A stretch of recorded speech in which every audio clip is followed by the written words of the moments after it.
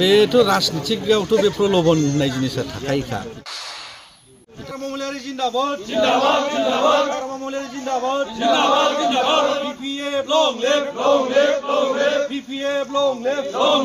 नोंथांनि समस्थिनि सिङाव थानाय सरजाखाथा गामिनि माखासे इउपिपिएल कर्मि बिथांमोना दिनै गोबाङैनो जुगदान होफैदों, मा फोरमायनो सानो?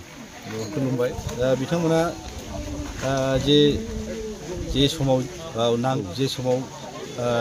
उपयुक्त समय बेवहायनो बिथांमोना दिनै जोंनि बिपिएफ राजनिति दलाव इउपिपिएल राजनिति दलखौ गारनानै जोंनि बिपिएफ राजनिति दलाव जुगदान जाफैदों। बिथांमोनखौ आङो गोसो गोरबोजों बिपिएफ राजनिति दलनि जानानै बा दतमा समस्तिनि एमसिएल हिसाबै बिथांमोनखौ आङो गोरबोजों बरायदों आरो बिथांमोनखौ आसा खालामदों निस्सय फैबाय थागोन समाव बिथांमोननि जे कर्म, बिथांमोननि जे मावनाय, बिथांमोननि जे कन्ट्रिबिउसन, बेजों जोङो थाखानाय जे बिपिएफ राजनिति दोलो जेसेबां जोङो सक्ति दंमोन आरो बेनिफ्राय सक्तिशालिसिन जागोन होननानै आं मिजिंथिदों आरो बिथांमोनखौ सुसाइस्थ' कामना खालामदों। बिथांमोना जाहाथे फैबाय थागोन जे इलेक्सन बेवहाय जाहाथे बिथांमोना गोख्रोङैनो जाहाथे भागा हायो। दा बिटिसिनि जिथु 6 सिडिउलनि नर्म्सखौ जेरै दं एरै लाखिनो थाखाय बिटिसिनि थागिबिफोरखौ मा खावलायगोन नोंथाङा? बेखौ आं खावलायगोन जोंनि समस्त बे बिटिसिबासि रायजो राजाया जे बिटिसिनि जे केरेक्टार, जे बिटिसि जे 6 सिडिउलनि जे केरेक्टार बेखौ जोङो इनटेक्ट लाखिफिनथारनांगोन। नङाबा बे ओनसोलनि रायजो राजाया थांनाय 1947 जे 15 आगस्ट जे भारत स्वाधीनता जाखांनायनि उननिफ्राय आरो बिटिसि 2003 नि 10 फेब्रुवारि दिनसिमनि गेजेराव जे गोलाव जे सम 56 इयार्स बिथांमोना मालाबा एजिपि, मालाबा कंग्रेस, मालाबा बिजेपि महर लानानै बिथांमोना सालायबोबाय थादोंमोन। खिन्थु बे गोलाव सम बिथांमोना सालायबाय थानाय समाव जोंनि बे बिटिसि ओनसोला बेबायदि गोग्लैसोनानै दंमोन जे जों बेखौ खुनु रावजों, खुनु भाषाजों जों बेखौ बुजायनो हाया। जे बिटिसि जन्म जाखांनायनि उनावहाय जे जोंनि बे ओनसोला लामा, दालां, स्कुल, कलेज फ्रायानो जौगाखांनानै फैबाय होननानै जों बुंनो हागोन। दा बेखौनो जोंनि माखासे मानसिफ्रा जे बिटिसिनि जे थाखानाय जे 6 सिडिउलनि जे केरेक्टार बेखौ फोजोबस्रांनायाव लिप्त जाबाय थानायखौ जों नुबाय थादों। माखासे षड़यन्त्र खालामबोबाय थानायखौ जों नुबाय थादों।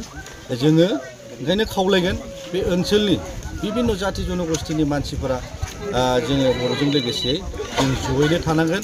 बिटिसिखौ जों रैखा खालामनांगोन, बिटिसिखौ जों बासायनांगोन आरो जोङो गोजोन आरो खौसेथि आरो जौगानाय जे जोंनि बिपिएफ राजनिति दलनि जे मथ' जों बेखौ रायजो राजानि गेजेराव इस्टाब्लिश खालामगोन आरो मावबाय थालांगोन। दिनै इउपिपिएल सरकारनि माखासे दैदेनगिरि बिथांमोना फैबाय थानाय नैबे एमपि बिसायख'थिनि थाखाय बिथांमोनहा खुनु केम्पेइन खालामनांलायालासिनो बिथांमोना उदाङै देरहालांगोन बा गोरलै देरहालांगोन होननानै बिथांमोना कमिटमेन्ट बा मिडिया स्टेटमेन्ट होबाय थादों, मा बुङो? बिथांमोना बे भाषा दं, बे दैफु खंख्लायासो जि गाबो होननाय एम्पटि भेसेल साउन्ड माच, बिथांमोना हयथ' बेजोंनो रुजुबानो जोबथासिगोन बा गोदान माबा खोथा बुंबावनांगौ बायदि आं मोनाखै। बिथांमोना बे ओनसोलाव बे 1 नं लकसभा समस्ति क'क्राझार समस्तियाव जेनगोना एकदम निर्घात। बेवहाय बिथांमोना गावखौ जेसेबांखि दुसिनानै लाया, दुगा दुसि खालामनानै लाया, बिथांमोना बे जे लकसभा क'क्राझार समस्तियाव बिथांमोना देरहासार जानो हाया।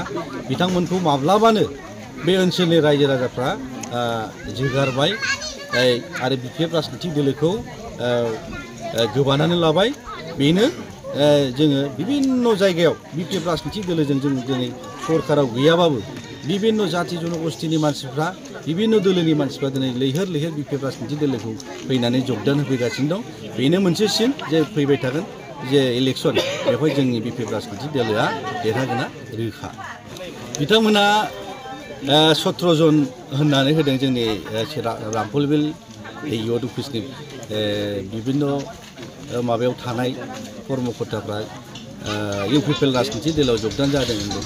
बिथांमोना सिंगेल सासेल' जोंनि बिपिएफ अफिसाव थायो, ओमफ्राय सासेया न'आव थायो, सानैल' बिथांमोना रबिन औवारी आरो जों लख्रा होनो, बे बिथां सानैयाल' जोंनि पार्टि अफिसाव बिथांमोना इउथ अफिसाव थायोमोन। बिथांमोना सोरखौबा ओरैनो जेनेरेल पाब्लिकफोरखौ आरो जोंजों थाफाग्रा मानसिफोरखौनो फुनस्लायनानै बिथांमोना बेवहाय जगदान खालामहैदों बेहाय जोंहा बिपिएफ राजनिथि दोलो हिसाबै दतमा समस्ति हिसाबै जेबो खथि जाया आं बिथांमोनखौ बरंसो आशीर्बादसो होगोन आङो कामनासो खालामगोन भगबाननि खाथियाव बिथांमोना जुदि बेवहाय थानानै गावनि जिबनखौ इस्टाब्लिश खालामनो हायोबा बा बिथांमोना संस्थापन जायोबा आरो बिथांमोननि जे केस होननानै बुंदों बिथांमोना बे केसा जुदि उइथड्र खालामजायोबा खुब गाहाम जागौ आं बेखौ इसोरनि खाथियाव आं बोर बिबाय बिथांमोननो माखासे स्किम अफार होदों होननानै बुंदों बे स्किमखौ दा मावनो हानायनि खाबु दं होनना सानो नामा बेथ' राजनितिकआवथ' बे प्रल'भन होननाय जिनिसा थाखायोखा बिथांमोनखौ हयथ' प्रल'भन होदों बिथांमोनखौ हयथ' लब देखायदों जे स्किम होगोन ओरै होगोन होननानै स्किमनि समायाथ' दा नङा दाथ' स्किमनि उपजुक्त नङा बे सप्ता खनसेबो गैला बेवहाय गोदान स्किम इमप्लिमेन्ट खालामगोन बा इस्टाब्लिश खालामगोन बा फाउन्डेसन खालामगोन बा बेवहाय गोदान स्किम एप्रुभेल होगोन बेवहायदि माबा मोनसे खामानि जाबावगोन आं बेखौ नुहुराखै बिथांमोनखौ हयथ' लांदों जागोन आरो होनो हायोबा खुब मोजां बिथांमोना संस्थापन मोनथों आरो बे ओनसोलनि